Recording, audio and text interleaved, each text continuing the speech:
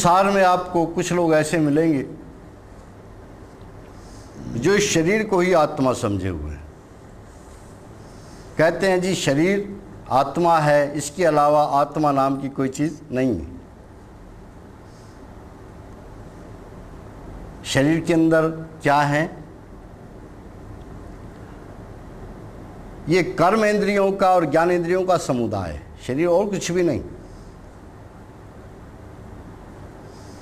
जो भी शरीर के अंदर तत्व हैं, अंग हैं, वो इन इंद्रियों के आवेष्टन हैं, इनके आधार हैं, इनके कार्य करने के क्षेत्र हैं और कुछ भी नहीं। इसका अर्थ है कि वे लोग इंद्रियों को ही आत्मा समझते हैं। जब इंद्रियां आत्माएं हैं तो थोड़ा विचार कर लें कि आत्मा हो सकती हैं कि नहीं हो सकती हैं। ज्ञान को प्राप्त करने वाली 5 ज्ञान इंद्रियां हैं। रूप का ज्ञान प्राप्त करती है आंख, शब्द का ज्ञान प्राप्त करती है कान, गंध का ज्ञान प्राप्त करती है नासिका, स्पर्श का ज्ञान प्राप्त करती है हमारी त्वचा, और रस का ज्ञान प्राप्त करती है हमारी जिह्वा। ये 5 जो ज्ञान हैं, रूप, रस, गंध, शब्द, स्पर्श, ये 5 इंद्रियों के द्वारा अलग अलग जाने जाते हैं। रूप का ज्ञान केवल आंख कर सकती है, नाक या कान के बस का नहीं। शब्द का ज्ञान केवल कानों के द्वारा हो सकता है, आंखों से आपको नहीं हो सकता। गंध का ज्ञान केवल नासिका के द्वारा हो सकता है, आंख से आप जानना चाहें कि सुगंध है कि दुर्गंध है, आप नहीं जान सकते। 5 ज्ञान इंद्रियों ने अलग अलग ज्ञान प्राप्त किए। एक कहां से हो गए फिर? जो आंख ने प्राप्त किया वह कान प्राप्त नहीं कर सकता, जो कान ने प्राप्त किया वह नासिका प्राप्त नहीं कर सकती, जो नासिका ने प्राप्त किया वह जिह्वा प्राप्त नहीं कर सकती। फिर 5 ज्ञान इंद्रियों के द्वारा प्राप्त हुआ ज्ञान एक साथ संयुक्त कैसे हो गया? जिस व्यक्ति को देख रहा हूं, उसी व्यक्ति के द्वारा कही बात को सुन रहा हूं, उसी व्यक्ति को छू रहा हूं, है ना? जब 5 ज्ञानेंद्रियां अलग अलग तरह के ज्ञान प्राप्त करती हैं,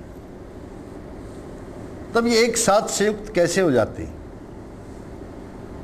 कौन करता है इनको?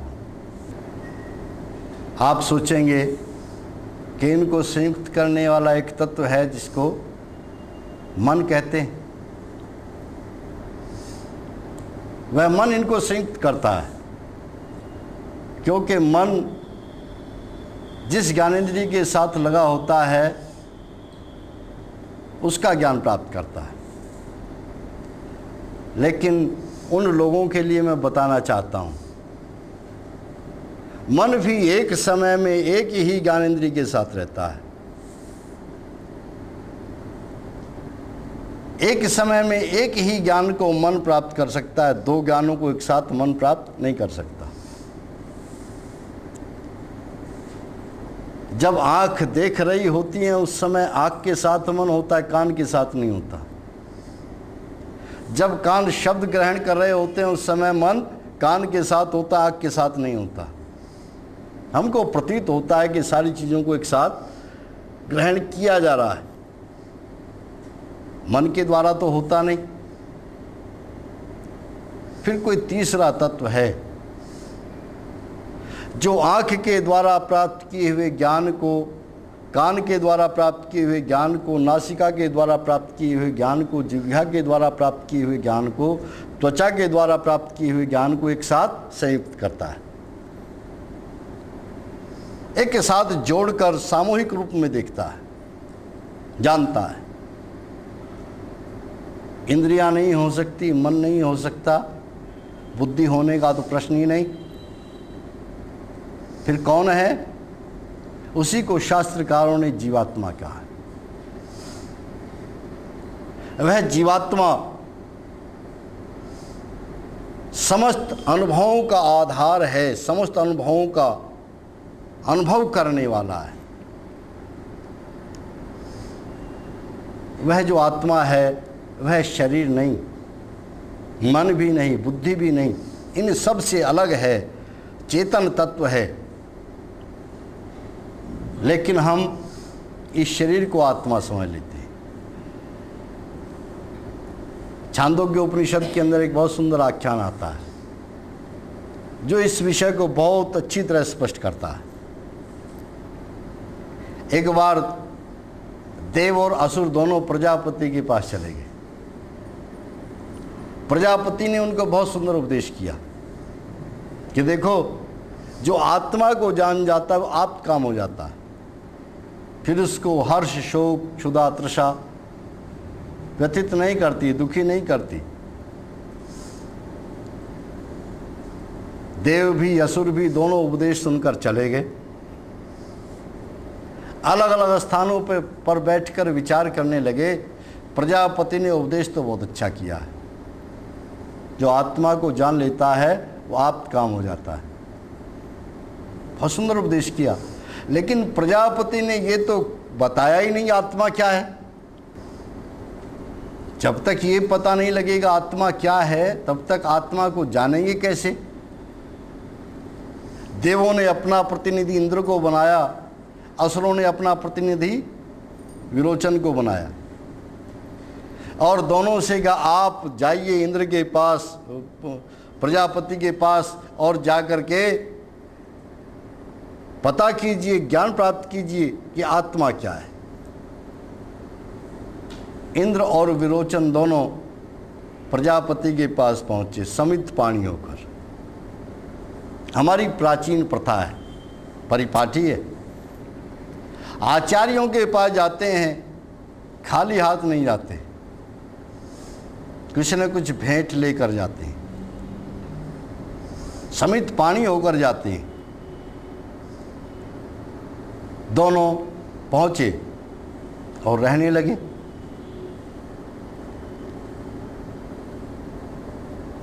एक वर्ष नहीं, 2 वर्ष नहीं, 12 वर्ष हुए, 24 वर्ष हुए, फिर 36 वर्ष हो गए।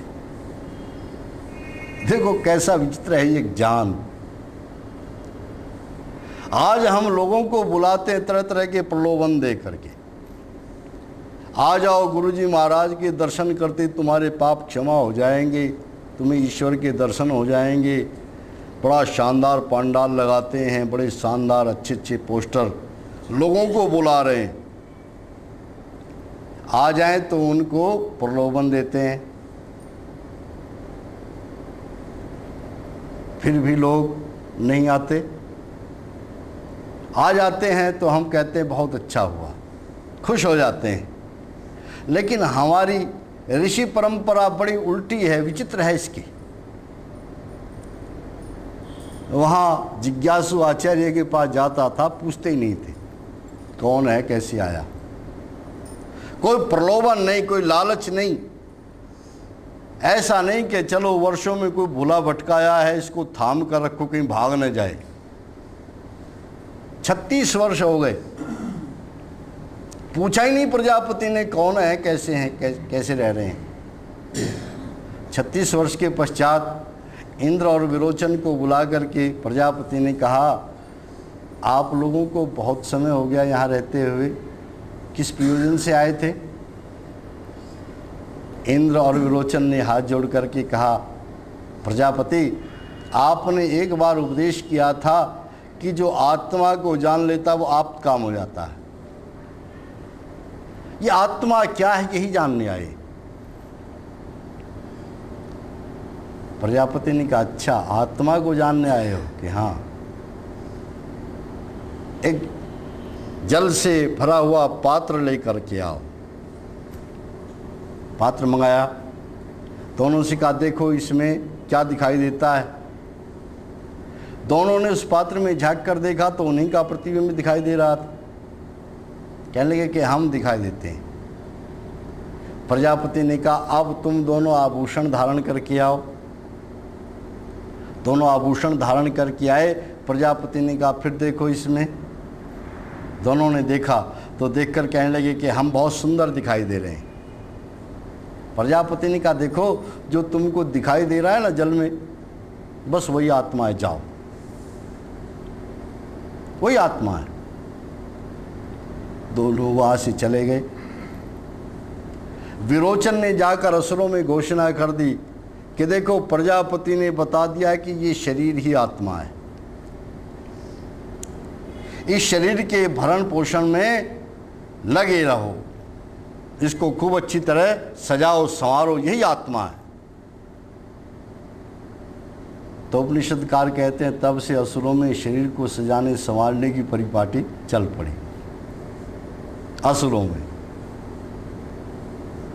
शरीर को सजाने संवारने की, देवों में नहीं। ये जो मेकअप है ना, मेकअप कहते ही बनावट को है, ये हमारे समाज की देन नहीं। हमारे यहां तो व्यक्तित्व प्राकृतिक सौंदर्य से चमकता था। जीवन यापन की शैली ऐसी थी कि इस तरह के ऊपरी आडंबर की आवश्यकता ही नहीं थी। आपने देखा होगा रामायण में राम, सीता और लक्ष्मण तीनों वन को चले। क्या जी कोई अलग से वाहन था क्या जिसमें सीता जी के लिए मेकअप का सामान लद करके जा रहा हो? सीता जी वन में रहकर क्रीम पाउडर कहाँ से लाएंगी, इसलिए साथ भेज दो। कहीं कुछ नहीं, कंद मूल फल खा रहे हैं, जमीन पर शयन कर रहे हैं, भूमि पर शयन, सादे वस्त्रों में। लेकिन उस सीता का सौंदर्य कैसा था, जिसके पास अनेक बहुत ही सुंदर स्त्रियां थी। वह लंका का ऐश्वर्य संपन्न राजा रावण सीता के रूप के विषय में सुनकर पागल हो गया। रंग भी सांवला था सीता जी का, पागल हो गया, कुछ भी हो जाए सीता का हरण करके लाऊंगा। जो वास्तविक सौंदर्य होता है उसके सामने बनावटी सौंदर्य कभी टिकता नहीं। घर का खर्चा और पतिदेव की तनख्वाह तो निकल गई मेकअप के सामान में, ऊपर की आवश्यकताएं कहाँ से पूरी होंगी? बेचारे के पास जो अधिकार है उनका दुरुपयोग ही करेगा और क्या करेगा? अधिकारों का दुरुपयोग करेगा, पाप कर्म करके घर में रुपया लाएगा तो पति की तो नींद गई ही, साथ में जो भी उस अन्न को खाएगा वह भ्रष्ट हुए बिना नहीं रहेगा, पतित होगा। एक गलत परिपाटी चल पड़ी। इसलिए हमारे यहाँ अपरिग्रह का उपदेश किया है, आवश्यकताओं को इतना मत बढ़ाओ कि जिनकी पूर्ति के लिए आपकी नींद उड़ जाए। जितने संसाधन हैं, जो आय के साधन हैं, उन्हीं के अनुकूल अपनी आवश्यकताओं को समेट कर रखो, मत बढ़ाओ आगे। आपको सुंदर लगना अच्छा लगता है तो जो हमारे ऋषियों मुनियों ने हमारी उठने बैठने की, खाने पीने की प्रक्रियाएं बांधी हैं, उनका पालन कीजिए, आपको आवश्यकता नहीं पड़ेगी ऊपरी साज सज्जा के सामान को लाने की। सुबह 4 बजे उठिए, पानी पीजिए, घूमने जाइए, व्यायाम कीजिए, आपको वास्तविक सौंदर्य प्राप्त होगा। क्योंकि आपके अंदर से सौंदर्य फूटेगा। सुंदरता आपके अंदर से फूटती है। आजकल हम बाह्य सौंदर्य के पीछे पड़े हुए हैं और इस बाह्य सौंदर्य ने इस समाज के सामने बहुत बड़ी समस्या खड़ी कर दी। नाक नक्श अच्छे होने चाहिए, ऊपरी सौंदर्य अच्छा होना चाहिए, शरीर सुंदर दिखना चाहिए। आप जरा कल्पना करें उस व्यक्ति की जिसके यहाँ कन्या है, लड़की है, बहुत योग्य, सुशील, बहुत पढ़ी हुई, एमए भी कर लिया, एमएससी कर लिया, पीएचडी भी कर लिया, दुनिया भर की डिग्रियां, और घर के कामों में भी दक्ष। लेकिन उस लड़की की नाक नक्श अच्छे नहीं, उसका रंग अच्छा नहीं। उस लड़की के पिता से पूछे, श्रीमान जी आपको कैसा लग रहा है? वो कहता है कि यदि मेरे जीवन की सबसे बड़ी समस्या तो मेरी बेटी है। क्यों? क्योंकि जो भी इसको देखने आता है वह नहा करके चला जाता है, कोई इसके गुणों को नहीं देखता, कोई इसकी योग्यता को नहीं देखता। समाज कहाँ जल चला गया? आप जरा उस घटना को देखिए। महर्षि अष्टावक्र, जनक जी ने एक सभा आहूत की और उसमें अष्टावक्र जी चले गए। अष्टावक्र जी 8 जगह से मुड़े हुए थे, इसलिए अष्टावक्र कहते थे, लेकिन बड़े भारी दिग्गज विद्वान। उनको देख करके वहाँ जो उपस्थित लोग थे वो हंसने लगे। अष्टावक्र जी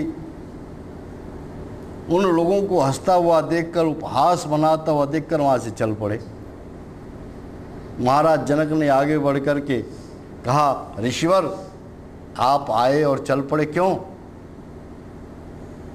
अष्टावक्र ने कहा, राजन उस सभा की तलाश में जा रहा हूँ जिसके लिए मैं घर से चला हूँ।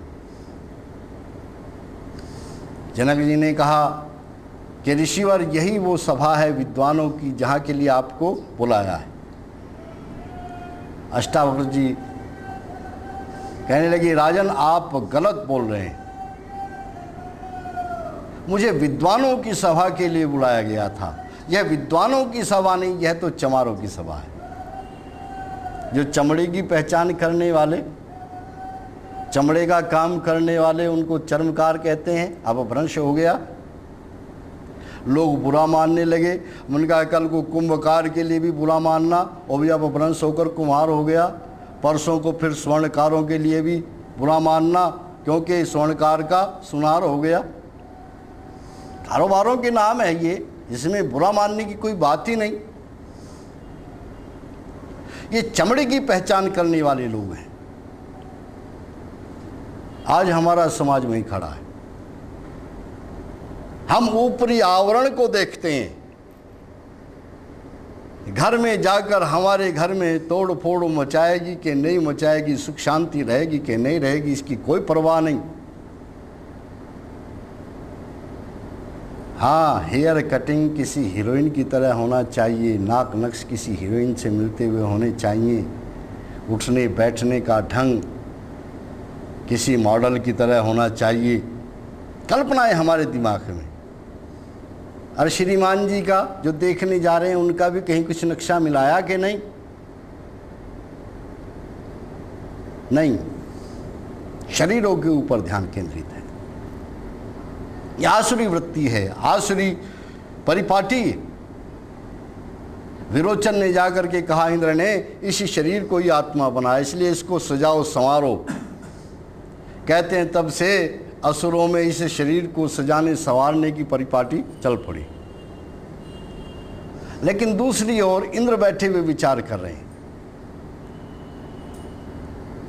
प्रजापति ने कहा था कि जो इस आत्मा को जान लेता आप काम हो जाता है, उसे भूख प्यास सर्दी गर्मी हर्ष शोक व्यापता नहीं। और अब उपदेश किया है कि यह शरीर ही आत्मा है। ये कैसे हो सकता है? क्योंकि ये सारी चीजें तो इस शरीर में ही है जिनसे मुक्ति की बात कर रहे थे। भूख प्यास सर्दी गर्मी सब शरीर को ही तो लगती हैं। फिर इसको जानने से इनसे मुक्त कैसे होगा? वापस लौट आया। आकर के फिर रहता रहा। कुछ दिन के बाद फिर प्रजापति ने बुलाकर कहा, इंद्र आप तो चले गए थे, फिर वापस क्यों आए? इंद्र ने कहा, प्रजापति आपने उपदेश किया था कि जो आत्मा को जान लेता आप काम हो जाता है, किंतु आपने तो इसी शरीर को आत्मा बता दिया। यह मेरी समझ के बाहर है। यह शरीर आत्मा नहीं हो सकता प्रजापति, क्योंकि यह तो निरंतर नष्ट हो रहा है। जो उत्पन्न हुआ एक दिन अवश्य नष्ट होगा। जो अनित्य है वह आत्मा नहीं हो सकता, क्योंकि इसके अंदर स्थायित्व नहीं, और जिसके अंदर स्थायित्व है वह शरीर नहीं हो सकता। प्रजापति ने कहा, इंद्र तुमने ठीक समझा है, ये शरीर आत्मा नहीं है, अपितु इस शरीर के अंदर एक तत्व ऐसा है जो उस समय जब ये शरीर शयन अवस्था में होता है उस समय जागता है। जो सोते समय जागता है वह आत्मा है। जाओ। इंद्र फिर चले गए और बैठकर विचार करने लगे कि सोते समय जो जागता है वह तो मन होता है। शरीर तो सो जाता है, लेकिन शरीर के साथ में मन का संबंध टूट जाता है, किंतु मन फिर भी जागता रहता है, कल्पनाओं में खोया रहता है, स्मृतियों में खोया रहता है। यज्जाग्रतो दूरम उदयति देवम तदुसुप्तस्य तथैवेति दूरम गमम ज्योतिषाम ज्योतिरेकम तन्मे मनः शिव संकल्पमस्तु। सोते समय जागते समय यह मेरा मन दूर दूर जाने के समान भाषित होता है, प्रतीत होता है। और मन तो अपने आप में एक विचित्र वस्तु है, जो सोते समय स्वप्न अवस्था में हमको दिखाई देता है, जागृत अवस्था में हम देखते वो है ही नहीं। पल में कुछ पल में कुछ, इस मन के कारण ही तो हमको प्रतीतियां होती हैं। शरीर से भिन्न मन भी आत्मा नहीं हो सकता। फिर लौट आया और लौट कर आकर के कहा, प्रजापति यह बात भी समझ में नहीं आई कि यह मन ही आत्मा है। प्रजापति ने कहा, हाँ आपने ठीक समझा, यह आत्मा मन भी नहीं है। फिर आत्मा क्या है? प्रजापति ने कहा, देखो जो समस्त अनुभवों का आधार है, जो समस्त ज्ञानों का आधार है, जो ज्ञाता है, जो सुख दुख का भोगता है, इनकी अनुभूतियां करने वाला है, वह आत्मा है। कई लोग कहते हैं कि साहब सुख दुख तो शरीर के धर्म है, मन के धर्म है। सुख दुख यदि शरीर के धर्म है तो बोलो, जब इसको आत्मा निकल जाने के बाद जलाया जाता है तो शरीर भागता क्यों नहीं? क्यों जी? दुख से तो भागता है ना। जलाया जाता है, जल रहा है, लेकिन शरीर कभी बचने का प्रयास नहीं करता। यदि दुख है, सुख भी इसका धर्म है, तो जिससे इसको सुख मिला था पहले, वह बच्चे खड़े हुए हैं, सभी आत्मज खड़े हुए हैं, ये शरीर क्यों नहीं भाग करके उनके पास जाता कि आप चिंता मत करो, मैं तो यहीं विद्यमान हूं, आप रोना बंद करो। सुख दुख का आधार शरीर नहीं हो सकता, मन भी नहीं हो सकता, क्योंकि मन भी जड़ है। इसके अंदर किसी प्रकार की कोई अनुभूति नहीं, अपना कोई प्रकाश नहीं, अपनी कोई चेतना नहीं, किंतु यह तो आत्मा के लिए एक साधन मात्र है ज्ञान प्राप्त करने का। मन ज्ञाता नहीं, ज्ञान का साधन है। इंद्रियां ज्ञाता नहीं, ज्ञान की साधन है। शरीर ज्ञाता नहीं, ज्ञान के साधन है। सुख दुख आदि के साधन हैं, आयतन है, आधार हैं। इसलिए इन सब से भिन्न आत्मा है। लेकिन इनसे भिन्न आत्मा ने समझकर शरीर को ही आत्मा समझ लेना, इसका नाम अविद्या है। या फिर आत्मा को अनात्मा अर्थात जड़ समझ लेना। जैसा बहुत सारे लोग कहते हैं कि आत्मा नाम की कोई चीज़ नहीं, जन्म मरण नाम की कोई चीज़ नहीं, ईश्वर नाम की कोई चीज़ नहीं, ये सब बेकार की चीज़ें हैं। फिर क्या है कि जो तत्व हैं, भौतिक तत्व, यही सारे जुड़ करके इनमें चेतना उत्पन्न हो जाती है, वह आत्मा कहलाती है। चेतन तत्व जुड़ करके एक हो जाते हैं और वो आत्मा हो जाती है, एक हो जाती है। तो इन तत्वों में बोलो परिवर्तन है कि नहीं? तो वैज्ञानिक कहते हैं कि निरंतर परिवर्तन हो रहा है। परिवर्तन हो रहा है, इसका अर्थ यह है कि जिस शरीर ने मोहन को आज देखा है, 12 वर्षों बाद वो शरीर रहेगा ही नहीं। फिर मोहन को देखते ही कौन पहचान रहा है ये वही मोहन है जो 12 वर्ष पहले देखा था, क्योंकि शरीर तो आपका बदल गया। जिस शरीर ने देखा था वह शरीर तो बदल गया, फिर वह कौन है? जिसके अंदर प्रत्यभिज्ञा ज्ञान होता है। एक बार देखने के बाद जब उसी को दोबारा देखते हैं और हम कहते हैं यह वही देवदत्त है जिसको हमने काशी में देखा था, इसको कहते हैं प्रत्यभिज्ञा ज्ञान। प्रत्यभिज्ञा आत्मा को होता है, शरीर को नहीं, मन को नहीं। यह अविद्या है। दूसरी अविद्या क्या है? बहुत सारे लोग कहते हैं कि आप जो बंध और मोक्ष की बात करते हैं ये आत्मा के लिए है ही नहीं। क्यों नहीं है भाई? कि साहब आत्मा का काहे का बंधन और मोक्ष? यह तो ब्रह्म ही है जो अज्ञान से आच्छादित होकर के जीव रूप में भास रहा है। ब्रह्म ही है ये। इसलिए इसको ये कहना कि इसका बंध होगा, इसका मोक्ष होगा, बेकार की बातें हैं। यह तो इस अज्ञान से छूट करके ब्रह्म में ही लीन हो जाता है। मन का जब ब्रह्म ही है तो ब्रह्म में से अलग कौन हुआ और ब्रह्म में लीन कैसे हो गया? ब्रह्म ही है। कहते हैं कि ब्रह्म अविद्या से आच्छादित हो जाता है। वो काहे का ब्रह्म है जो अविद्या से आच्छादित हो जाए? कि नहीं साहब, पूरा ब्रह्म थोड़ा ही होता है। यह जो अंतःकरण है ना, ये चलता फिरता रहता है। जिस जिस हिस्से में जाता है वही हिस्सा अविद्या से ग्रसित हो जाता है, वही जीव में भासने लगता है। तो चलो, जिस जिस अंश में वह अंतःकरण जाएगा ब्रह्म का, वह हिस्सा तो अविद्या से ग्रसित होगा। ठीक है, हाँ होगा। जब वह होगा तो संपूर्ण ब्रह्म क्यों नहीं होगा? आपके पैर के अंगूठे में कांटा लगे तो बोलो पूरे शरीर को अनुभूति होती है कि नहीं?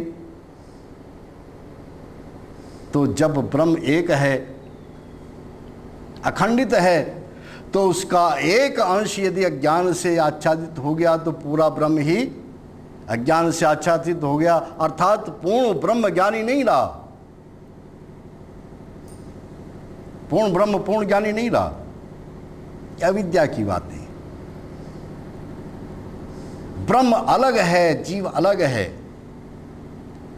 कई लोग कहते हैं अरे आप साहब क्या बात करते हैं, ये तो अहंकार बोल रहा है कि मैं हूं। मन का अहंकार किसका बोल रहा है? अहंकार अपने आप बोल रहा है क्या? चलो अहंकार ही सही। अहंकार किसका है? ये ब्रह्म का अहंकार है कि जीव का अहंकार है? यदि इस अहंकार को गलत मानते हो तो फिर ये ब्रह्म का मानने पर आप ब्रह्म को गलत बता रहे हो। जीव का तो ठीक है नहीं लगना आपको। अरे साहब अहंकार में बोल रहे हैं आप, ये अहंकार है, अहम भाव है। अहम भाव किसका है? जीव का है कि ब्रह्म का है? यदि जीव का है तो आपको अच्छा नहीं लग रहा, ब्रह्म का होना आपको अच्छा लग रहा है। अहम भाव, अहम भाव सदैव जीव का होता है। अहंकार, मैं और मेरेपन का भाव प्रकृति के संसर्ग में आने के पश्चात जीवात्मा और प्रकृति के तत्वों में जो सबसे पहला तत्व बनता है उसको महतत्व कहते हैं, और उसके पश्चात बनने वाला तत्व अहंकार होता है, मैं और मेरेपन का भाव।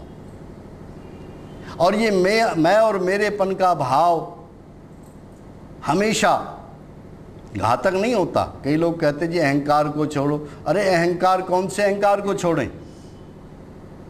एक तामसिक अहंकार है, एक राजसिक अहंकार है, एक सात्विक अहंकार है। सात्विक अहंकार में व्यक्ति जगत का उपकार करता है, दूसरों का हित करता है, दूसरों के हित की बात सोचता है, संसार के कल्याण की बात करता है, तब भी तो कहता ना मैं सोच रहा हूँ। सात्विक अहंकार है। तामसिक अहंकार में व्यक्ति संसार का विनाश करने की बात सोचता है, ये मेरा है और बाकी सब पराये हैं, इसलिए मैं अपनों के लिए पराओं को मार रहा हूँ। ये तामसिक अहंकार है। इसलिए सात्विक अहंकार अच्छा होता है।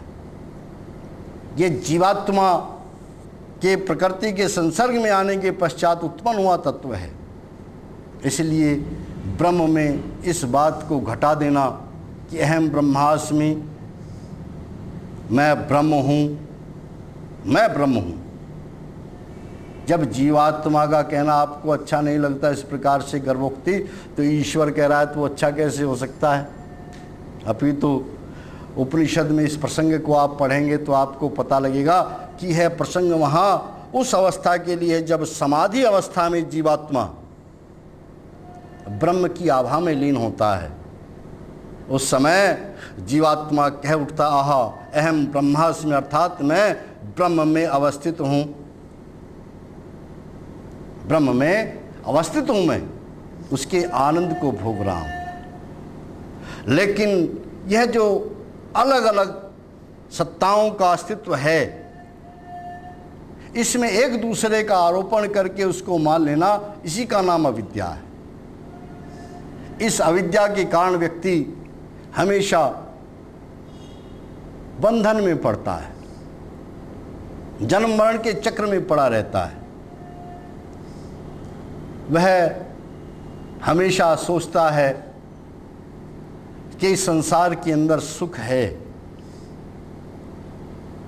संसार को सुख में मान करके चलता रहता है और जीवन भर दौड़ता रहता है मृग मरीचिका की तरह, यहाँ सुख मिल जाए, यहाँ सुख मिल जाए, यहाँ सुख मिल जाए। लेकिन अंत में क्या होता है? हाथ कुछ नहीं लगता, कुछ ना हाथ लगता, और कहता है कि जिसके लिए मैं दौड़ रहा था वह तो इस संसार में है ही नहीं, वह संसार में नहीं। एक व्यक्ति के पास साइकिल है तो वह सोचता है स्कूटर होना चाहिए, स्कूटर हो गया तो फिर सोचता है कार होनी चाहिए, कार हो गई तो सोचता है बढ़िया कार होनी चाहिए, बढ़िया कार हुई तो सोचता है कार से क्या करना, हेलीकॉप्टर हो तो अच्छा है, हेलीकॉप्टर भी हो गया। पूछा भाई वह मिल गया जिसके लिए हेलीकॉप्टर खरीदा था? तो कहता है कि ना, इतना लाभ हो गया कि पहले जहां घंटों में पहुंचता था वहां मिनटों में पहुंच जाता हूं। बस सुख की प्राप्ति के लिए सुख की चाह करके हेलीकॉप्टर खरीदा था, वह सुख किस चिड़िया का नाम है ये तो पता ही नहीं। संसार में सुख की खोज कर रहे हैं, लेकिन आप देखेंगे कि जिस चीज़ की प्राप्ति में आप सुख मान रहे हैं उसकी प्राप्ति में भी दुख, प्राप्त होने के बाद भी दुख, वह न रहे तो भी दुख, और आपको मिल जाए तो भी दुख। आप दुख को ही सुख मान रहे हैं, आप दुख को ही सुख मान रहे हैं। शादी हो, रात दिन परेशान है, कोई शादी करा दे तो अच्छा है, शादी हो गई अब तो सुखी हो जाना चाहिए, लेकिन शादी होते ही अब जब दाल रोटी के चक्कर में पड़ा तो कहने लगा शादी बहुत बुरी आफत है, शादी कोई ना कराए। चलो शादी के बाद अब सुख मिल जाएगा संतान की प्राप्ति में, अब दुखी हो रहा है संतान कैसे हो। संतान भी हो गई। अब श्रीमान जी अब क्या हाल है, अब सुखी हो गए कि ना? अभी कहाँ, अभी तो इनका भरण पोषण करना है, इनको पालना पोसना है, जब बड़ा हो जाऊंगा तब ये सुख देंगे। बैल बना रहा बच्चों के पालन पोषण करने में, उनको पाल पोस करके बड़ा कर दिया। अब पता लगा कि श्रीमान जी अब सुखी होने की अवस्था में हैं, पहुंच गए। श्रीमान जी सुखी हो गए कि कहाँ, अब तो दुख का पहाड़ टूट पड़ा है। बच्चे कहना ही नहीं मानते, एक कोने में पड़ा रहता हूँ, कुछ कहता हूँ तो लताड़ देते हैं। घर में रहना दुभर हो गया है, इतनी मेहनत करके मकान बनाया था, मिल गया सुख आपको। आप पहले भी जिसको सुख मान रहे थे वो भी दुख ही था, अब जिसको आप सुख मान रहे वह भी दुख ही है। संसार में सुख बहुत न्यून है, दुख बहुत अधिक है। सुख की प्राप्ति में भी दुख है ना, सुख की प्राप्ति में भी दुख सहन करना पड़ता है। इसलिए काय से संसार से छूटने का प्रयत्न करना चाहिए। कैसे छूटेंगे संसार से? जब इस संसार से जुड़ा हुआ शरीर नहीं रहेगा। जीवात्मा के पास जब ये शरीर नहीं रहेगा, शरीर कब नहीं रहेगा? जब कर्म बंधन नहीं रहेगा। कर्म बंधन कब नहीं रहेगा? जब अविद्या की गांठ हट जाएगी। अविद्या की गांठ बनी रहे और आप चाहें कि कर्म बंधन से आप मुक्त हो जाएं, नहीं हो सकते। कर्म बंधन से मुक्त नहीं होंगे तो शरीर से भी मुक्त नहीं होंगे। इसलिए संसार से मुक्त होना है तो शरीर से मुक्त होना होगा, शरीर से मुक्त होना है तो कर्म बंधन से मुक्त होना होगा, कर्म बंधन से मुक्त होना है तो अविद्या से दूर होना होगा, और अविद्या से दूर होना है तो जो विद्या है उसको जानना होगा, जो जैसा है उसको जानना होगा। इसी का नाम मुक्ति है, इसी का नाम मोक्ष है। जितना जितना ज्ञान होता जाता है उतना उतना व्यक्ति दुखों से छूटता जाता है और फिर अंत में वह मोक्ष की तरफ प्रवृत्त होता है। महर्षि स्वामी दयानंद सरस्वती ने इस अमर ग्रंथ सत्यार्थ प्रकाश में 9वें समुल्लास के अंदर इन्हीं विषयों को बड़े सरल ढंग से खोला है। तात्विक दृष्टि से बहुत सुंदर विवेचन किया है, जो विवेचन आप आगे श्रवण करते जाएंगे। विद्या क्या है, अविद्या क्या है, ये थोड़ा विवेचन आज किया।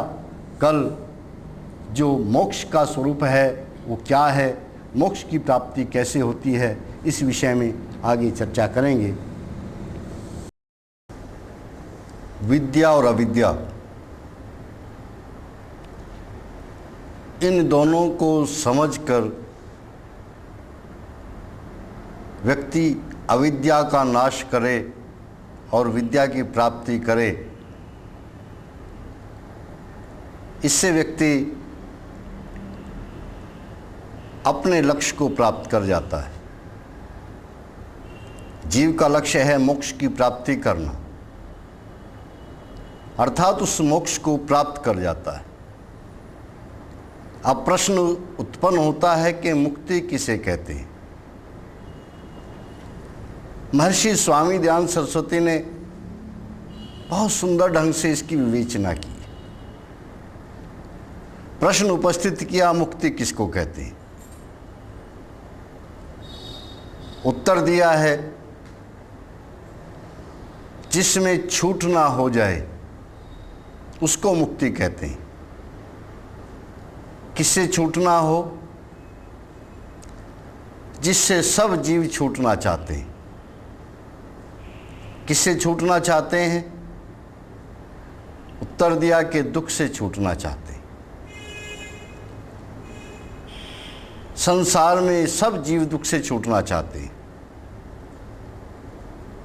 और दुख से छूटने को ही मुक्ति कहा जाता है। दुख से छूटना दो प्रकार का होता है। एक दुख से छूटना क्षणिक होता है। आप रोग से पीड़ित हैं, दवाई खा लेते हैं तो कुछ समय के लिए आप उस रोग से मुक्त हो जाते हैं, आप दुख से छूट जाते हैं। किंतु फिर वह दुख उत्पन्न हो जाता है या दूसरा कोई दुख उत्पन्न हो जाता है। तो क्या इसी प्रकार से छूटने को मुक्ति कहते हैं? हमारे शास्त्रकारों ने कहा कि जब दुख की अत्यंत निवृत्ति हो जाती है, अर्थात हमेशा के लिए नहीं, सदा सदा के लिए नहीं, अपितु जब अत्यंत अर्थात बहुत लंबे काल तक के लिए जीव दुख से छूट जाता है तो उसको मुक्ति की अवस्था कहा जाता है। यहाँ ये विचार करना बहुत आवश्यक है कि आखिर ये दुख है क्या। हमारे शास्त्रकारों ने जितने भी दुख हमको प्राप्त होते हैं, प्राणी मात्र को प्राप्त होते हैं, उनको 3 भागों में बांट दिया है। संसार में कोई दुख ऐसा नहीं जो इन 3 भागों में से किसी न किसी भाग में न हो। महर्षि कपिल अपने सांख्य दर्शन के अंदर बड़ा स्पष्ट लिखते हैं, त्रिविध दुखात्यंत निवृत्ति अत्यंत पुरुषार्थ। 3 प्रकार के दुखों की अत्यंत निवृत्ति ये अत्यंत पुरुषार्थ है। 3 प्रकार के दुख कौन से हैं? एक आध्यात्मिक, एक आधि भौतिक और आधि दैविक। संसार में जितने भी दुख हैं इनमें से किसी न किसी श्रेणी में आते हैं। आध्यात्मिक दुख किसे कहते हैं? हमारे शरीर के अंदर रोग उत्पन्न हो जाते हैं, शरीर में पीड़ा होती है या अन्य किसी प्रकार का कष्ट शरीर के द्वारा हमको प्राप्त होता है, ये शारीरिक दुख है। दूसरे प्रकार के दुख शरीर के अंदर ही हमको प्राप्त होते हैं, जो मन के द्वारा हमको प्राप्त होते हैं। मन बेचैन है, परेशान है, रात को नींद नहीं आती है, तनावग्रस्त है। इन दोनों प्रकार के दुखों को, शारीरिक और मानसिक दुखों को आध्यात्मिक दुख कहते हैं। अर्थात जीव को जो दुख शरीर और मन के द्वारा प्राप्त होते हैं वे सारे दुख आध्यात्मिक दुख कहलाते हैं। दूसरे प्रकार के दुख हैं जो दूसरे प्राणियों के द्वारा किसी प्राणी को प्राप्त होते हैं। कोई मनुष्य किसी मनुष्य को मार देता है, पीड़ा पहुंचाता है, अपहरण कर लेता है, हत्या कर देता है। कोई कीट पतंग आदि काट लेता है, कोई जंगली पशु जानवर हमला कर देता है। तो जो दूसरे प्राणियों के द्वारा दूसरे प्राणी को दुख प्राप्त होते हैं इनको आधि भौतिक दुख कहा गया है। तीसरे प्रकार के दुख हैं जो दैविक शक्तियों के द्वारा प्राप्त होते हैं। अनावृष्टि, अतिवृष्टि, भूकंप, ये दुख आधि दैविक दुख कहलाते हैं। इन 3 प्रकार के दुखों की निवृत्ति अर्थात इन 3 प्रकार के दुखों से छूट जाना, इसी का नाम मुक्ति है। मुक्ति में जीव कहाँ रहता है? महर्षि दयानंद सरस्वती बड़ा स्पष्ट उत्तर देते हैं कि वह ब्रह्म में रहता है और सुख प्राप्त करता है। उसको प्राप्त करने का साधन क्या है? कैसे प्राप्त करें मुक्ति को? महर्षि दयानंद ने बहुत ही व्यवहारिक दृष्टिकोण से समझाया है। सबसे पहली बात कही कि ईश्वर की आज्ञा पालने में, ईश्वर की आज्ञा पालने से दुखों से हम बच जाते हैं, क्योंकि ईश्वर ने किसी भी मनुष्य को या किसी भी प्राणी को परतंत्र नहीं बनाया है, स्वतंत्र बनाया है। परतंत्र तो हम बनते हैं, दुखों में तो हम स्वयं दौड़ कर जाते हैं। उसने इस सृष्टि के अंदर व्यवस्था बांधी और कहा इस सृष्टि की व्यवस्था को देखकर आप अपने जीवन का संचालन करें, प्रकृति के नियमों के अनुसार इस शरीर को ठीक रखें, तब आपको शारीरिक कष्ट सहन करने नहीं पड़ेंगे। शारीरिक दुखों को आपको सहन करना नहीं पड़ेगा, शारीरिक दुख होंगे ही नहीं। प्रकृति के नियमों का पालन, हमारे ऋषियों मुनियों ने हमारी जीवन पद्धति को प्रकृति के नियमों के अनुकूल बनाने का निर्देश किया। सामान्य बातें, हमारे जीवन से सटी हुई बातें हम विचार नहीं करते हैं और गलत रास्ते पर पहुंचकर दुखों के सागर में डूब जाते हैं। कोई व्यक्ति आपको शायद मिले जो कहे कि मैं शारीरिक रूप से पूर्ण स्वस्थ हूं, अन्यथा शारीरिक कष्ट हर व्यक्ति को सताए रहते हैं।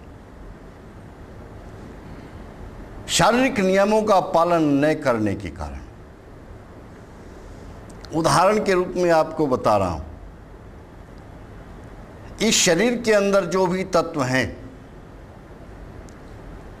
वो 3 प्रकार की चीजों से बनते हैं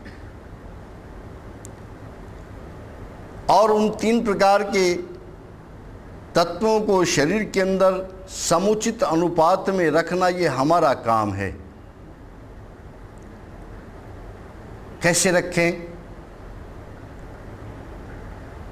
प्रातःकाल हमारे ऋषियों ने कहा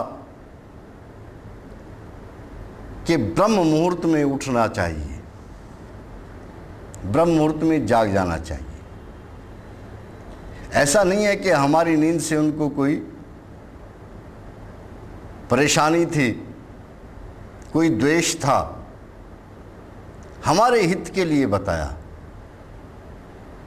आप शारीरिक दुखों से बचना चाहते हैं तो इन नियमों को जरा विचार करके देखें वैज्ञानिक दृष्टिकोण से कितने सटीक हैं। लाभ क्या होगा हमको, और यदि नहीं जागेंगे उस समय तो हमको हानि क्या होगी। हम सभी अपनी पुस्तकों में पढ़ते हैं, पाठ्यक्रमों में जो पुस्तकें पढ़ाई जाती हैं उनमें हमको सभी बच्चों को पढ़ाया जाता है कि ये जो पृथ्वी है ये अपनी केली के ऊपर घूम रही है, लगातार घूम रही है। घूमते घूमते जो भाग सूरज के सामने आ जाता है वहाँ दिन होता है और जो भाग पृष्ठ में रहता है वहाँ रात होती है। इस दृष्टि से जो भाग सूरज के सामने आने वाला होता है उस भाग का पहला हिस्सा प्रातः 3 बजे आना प्रारंभ हो जाता है, अर्थात प्रातः 3 बजे सूरज की किरण पृथ्वी के उस हिस्से पर आ जाती है जहां दिन निकलना प्रारंभ होता है। इसी को ब्रह्म मुहूर्त कहते हैं। सूरज की किरणों का एक स्वभाव है, जहां के उनको जल मिलता है उसको खींचना प्रारंभ कर देती है, शोषण कर लेती हैं जल का। हमारे शरीरों में भी जल है, हम सो रहे हैं, सूर्य की किरणों ने अपना काम करना प्रारंभ कर दिया, हमारे शरीर से जल को खींचना शुरू कर दिया। परिणाम क्या हुआ कि शरीर में जल की कमी होनी शुरू हो गई और हमारे शरीर के अंदर जो प्राण शक्ति काम करती है वह जल के कारण ही करती है। प्राण शक्ति दुर्बल हुई तो मन के ऊपर से उसका नियंत्रण हट गया और मन ने दौड़ना शुरू किया स्वप्न लोक में। सपने आने शुरू हो गए, हम सपनों में खो गए। सूरज पूरी तरह निकल आया, धूप चढ़ गई, हम सो रहे हैं।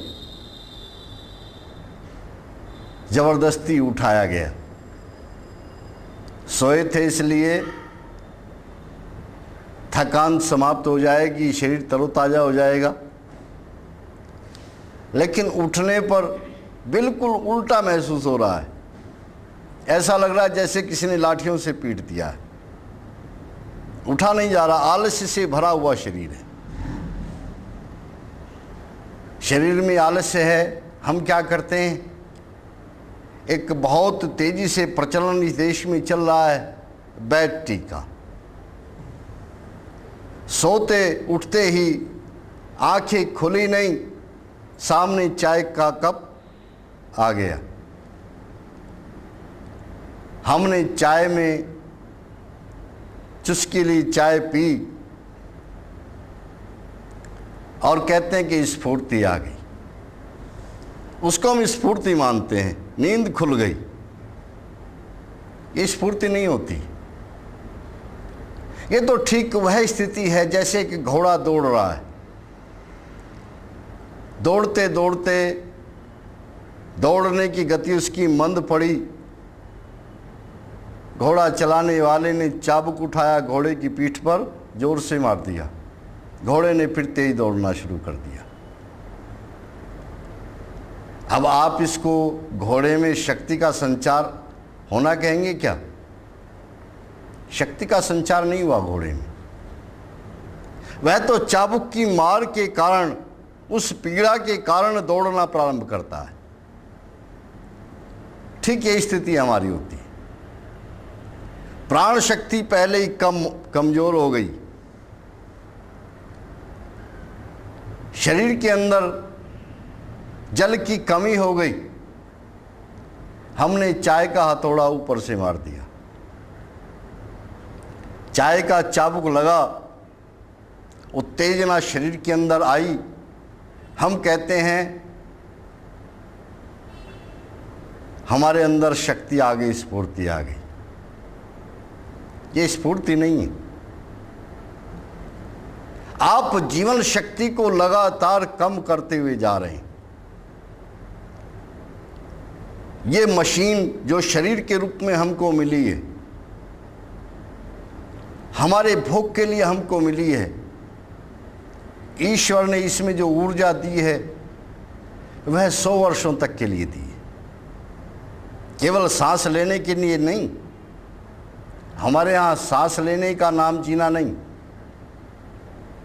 हम कहते हैं अमुक व्यक्ति 100 वर्ष का हो गया, क्या करता है? दिखना बंद हो गया, सुनना बंद हो गया, चलना फिरना बंद हो गया, सांस ले रहा है, तो इससे हम कह देते जीवित रहे। लेकिन हमारे यहाँ तो कामना है, 100 वर्ष तक जीने की कामना तो करते हैं, लेकिन किस शर्त पर? जीवेम शरदः शतम। हम 100 वर्षों तक जिए।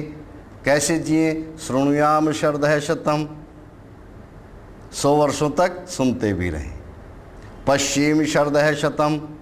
100 वर्षों तक देखते भी रहें। अधीनास्याम शरदः शतम। अधीन होकर जिए, दीन होकर न जिए। किसी के सहारे की आवश्यकता हमको न हो। कोई हमको उंगली पकड़ करके चलाए, हाथ पकड़ करके चलाए तो चल सके, ऐसी अवस्था हमारी न हो। किसी ने पानी दे दिया, हमने पी लिया, कोई पानी देने वाला नहीं तो पानी भी न ले सके, ऐसी अवस्था हमारी न हो। यह कब होगी? जब आप इस जीवन पद्धति को अपनाएंगे। हमारे ऋषियों ने कहा कि प्रातः काल सूरज निकलने से कम 2 घंटा पहले आपको चारपाई छोड़ देनी चाहिए, जाग जाना चाहिए। जागते ही क्या करें? चाय पीने की बात नहीं, जल पिए जितना आप पी सकते हैं। अधिक ठंडा भी न हो, अधिक गर्म भी न हो, शरीर के ताप कर्म के अनुकूल हो। एक सज्जन हमको मिले, कहने लगे जी मैं प्रतिदिन जल पीता हूं। कैसा जल पीते हो भाई? कि फ्रिज की ठंडी बोतल निकालता हूं और 2 गिलास उसको पी जाता हूं। आपके शरीर का तापक्रम क्या है? आपके शरीर के तापक्रम के अनुकूल जल होना चाहिए। सर्दियां हो थोड़ा गर्म कर लीजिए, गर्मियां हो तो ताज़ा जल पीजिए, जी भर के पीजिए, जितना आप पी सकते हैं उतना पीजिए। इसको कहते हैं ऊषा पान। इससे प्राण शक्ति प्रबल होगी, क्योंकि जल का जो उत्तम भाग है उसी से प्राण बनता है। प्राण शक्ति प्रबल होगी तो मन उसके नियंत्रण में आ जाएगा और आप अपने आप को तरोताजा अनुभव करेंगे। दूसरा लाभ होगा कि शरीर के अंदर रोगों से लड़ने की क्षमता आपकी उत्पन्न होगी। पेट में कोई रोग नहीं होगा। आप कितने भी योगासन करें, कितने भी आप उपचार करें, लेकिन यदि आप सूरज निकलने के बाद में जागते हैं तो दावा है मेरा इस बात का, आपके पेट को कोई दुनिया का चिकित्सक ठीक नहीं कर सकता। आपकी पाचन क्रिया को कोई व्यक्ति दुरुस्त नहीं बना सकता। और यदि आप सूरज निकलने से 2 घंटा पहले जागते हैं तो फिर रोग आपके आसपास नहीं आएगा। जल पी करके हम क्या करें? जल पीने के पश्चात नित्य कर्मों से निवृत्त हों और नियमित रूप से हमें आसन करने चाहिए, योग आसन जिनको हम कहते हैं, एक्सरसाइज करनी चाहिए। उससे ये जो शरीर की हमारी ऊर्जा है ये बलवती होती है। ऊर्जा का संचार शरीर में होता है। जैसे हम नित्य प्रति अपनी बैटरी चार्ज करते हैं ना, घरों में इस्तेमाल होने वाली,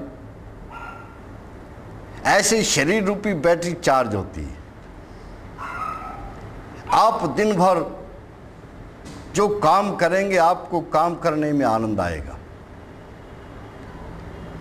और वह आनंद ऐसा होगा कि कितनी भी दौलत आप खर्च कर लें वह आनंद आपको प्राप्त नहीं हो सकता। आप स्वतंत्र रहकर जीवन यापन करेंगे, सुखी रहकर जीवन यापन करेंगे, शारीरिक दुख आपको नहीं होगा। ये ईश्वर की आज्ञा है, इस प्रकार से आप जीवन को चलाएंगे। मानसिक दुखों से कैसे छूटे? क्योंकि मानसिक दुखों से आज मानव बहुत अधिक परेशान है, ग्रस्त है।